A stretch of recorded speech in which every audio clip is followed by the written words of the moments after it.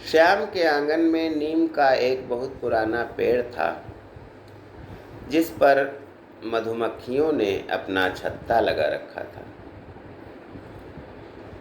यह पाठ कक्षा 2 में हम लोगों ने पढ़ा था। उसके बड़े भाई ने इनके बारे में बताया था कि इन मधुमक्खियों को यदि हम छेड़ेंगे नहीं तो यह हमें नहीं काटेंगी, और यदि इन पर पत्थर मार देंगे तो यह हम पर हमला कर देंगे। अब मधुमक्खियों के स्वभाव के बारे में इस पाठ के माध्यम से जो जानकारी दी गई थी, उसी बात को आगे बढ़ाते हुए आज हम जानेंगे कि यदि मधुमक्खियाँ हमारे ऊपर हमला कर दें तो हमें अपने बचाव में क्या क्या करना चाहिए, और इसके अतिरिक्त कौन सी मधुमक्खियाँ हमला करती हैं और क्यों करती हैं। इन सब के बारे में ज्ञान गंगा के इस दिन प्रति कार्यक्रम में हम जानते हैं। मधुमक्खियाँ जो होती हैं वे लाखों की संख्या में एक झुंड में रहती हैं, जिसके छत्ते के बीच में रानी मक्खी होती है जो लगातार अंडे दिया करती है। और इन मधुमक्खियों में श्रमिक मक्खी और सैनिक मक्खी सभी प्रकार की मक्खियाँ पाई जाती हैं, जिनका काम सैनिक मक्खी का काम है डंक मारना, अपने छत्ते से दुश्मनों को दूर रखना। तो यदि किसी को बताया जाता है कि यह इस छत्ते पर जो पत्थर मारेगा या इनको परेशान करेगा, मक्खियाँ उसी को काटती हैं, ऐसा नहीं है। एक बालक जो था स्कूल से लौट रहा था, तो उसने शैतानी के कारण, वह शैतान था, उसको ऐसे काम करते हुए अच्छे लगते थे, दूसरों को परेशान करते हुए अच्छा लगता था। उसने एक पत्थर मारा मधुमक्खी के छत्ते पर और वह भाग लिया। अब दूसरा लड़का वहाँ खड़ा था, तो उसने सोचा कि हमारे तो घर वालों ने बताया है कि मधुमक्खियाँ उन्हीं को काटती हैं जो इनके साथ कुछ गलत करते हैं। अब पत्थर तो उस बच्चे ने मारा है, तो मधुमक्खियाँ हमको क्यों काटेंगी, हम तो निर्दोष हैं। लेकिन ऐसा नहीं है। मधुमक्खियाँ छोटा जीव होता है जिसकी बुद्धि इतनी नहीं है कि वह गलत सही का जांच करके कोई कदम उठाएं गलत सही के लिए। और उन्होंने यह समझा कि इसी बच्चे ने, यह नज़दीक है, इसी ने मारा होगा। अब मधुमक्खियाँ उसको काटने लगी। तो ऐसे समय मधुमक्खियाँ जब काटने लगे तो हमें बचाव में क्या करना चाहिए। पहली बात तो इसमें समझने वाली है कि मधुमक्खियाँ जो हमला करती हैं वो दो प्रकार से हमला करती हैं। दो प्रकार की मधुमक्खियाँ हमला करती हैं। एक तो छत्ते के रूप में जो होती हैं, कोई पक्षी वहाँ से शहद के लालच में उनको छेड़ जाता है तो हमला कर देती हैं। वैसे सामान्य तौर पर ये किसी पर हमला नहीं करती। तो एक तो छत्ते वाली मधुमक्खियाँ हमला करती हैं, और दूसरे वे मधुमक्खियाँ हमला करती हैं जो एक छत्ते को छोड़ करके दूसरी जगह रहने के लिए, अपना ठिकाना बनाने के लिए कहीं जा रही होती हैं। इनकी संख्या भी 50,000 से अधिक ही होती है, और ये भिनभिनाती हुई गोल गोल आकार में नाचती हुई आगे बढ़ती। अब यदि हम इनको देख लेते हैं कि मधुमक्खियों का झुंड जा रहा है कोई, तो वहाँ बहुत ही शांत रहना चाहिए। और अगर आप शांत रहते हैं तो ये आप पर हमला नहीं करेंगी। लेकिन अगर इन्हें हाथ पैर चलाने लगते हैं, या कोई मधुमक्खी मान लिया आपके पास भिनभिनाने भी लगी, तो भी आप उसको हटाने के लिए हरकतें करने लगते हैं, कपड़े से उसे भगाने लगते हैं, तो ये अपना शत्रु समझ करके आप पर हमला कर सकती हैं। क्योंकि ये समझती हैं कि यह व्यक्ति हमको मार रहा है, हमारे हमारे किसी सदस्य को हानि पहुंचाने का प्रयास कर रहा है, तो इसलिए वे हमला कर देती हैं। ये छत्ते वाली मधुमक्खियों की अपेक्षा ये जो झुंड में जा रही होती हैं, ये अधिक खतरनाक होती हैं। और यह भी ध्यान रखने वाली बात है कि एक व्यक्ति को यदि 500 मधुमक्खियों से अधिक मधुमक्खियां काट लेती हैं, तो उसका बचना भी मुश्किल हो जाता है यदि उसको समय पर इलाज नहीं मिले।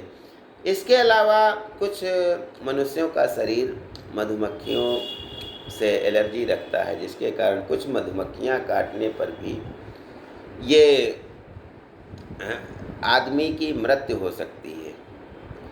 और एक हमले के संबंध में खास बात यह है कि यदि कोई मधुमक्खी मुंह में चली गई है, तो वह हमारे लिए बहुत अधिक घातक होती है, क्योंकि मुंह में जाने पर वह हो सकता है हमारे गले में श्वास नली के पास काट ले, और जहाँ ये काटती हैं वहाँ इनका डंक उखड़ जाता है और वहीं त्वचा में रह जाता है, जिसके कारण वहाँ तुरंत सूजन आनी शुरू होती है।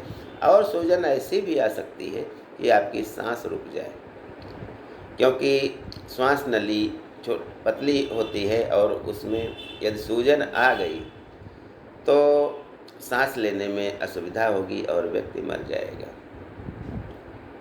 करिश्मा कपूर के पूर्व जो पति थे संजय, उनकी मृत्यु भी मधुमक्खी के गले में काटने के कारण या ऐसे मुंह में चले जाने के कारण बताते हैं कि हुई थी। तो सावधानी हमें यह रखनी है सबसे ज़्यादा कि मुंह में कदापि कोई मधुमक्खी न जाने पाए। अब आते हैं इस बात पर कि यदि हमला कर ही दे तो हमें बचाव में क्या करना चाहिए। तो पहली बात है इनके बारे में समझना है कि जब हम इनके छत्तों के निकट जाते हैं या इनको ऐसा लगता है कि यह व्यक्ति मेरे छत्ते के पास आ रहा है या पेड़ पे चढ़ रहा है, उसी पर छत्ता है, तो कुछ मधुमक्खियाँ जो हैं एक दो आपके आसपास भिनभिनाएंगी आकर के, यानी वो जायज़ा लेने आई हैं कि आप किस प्रयोजन से आए हैं।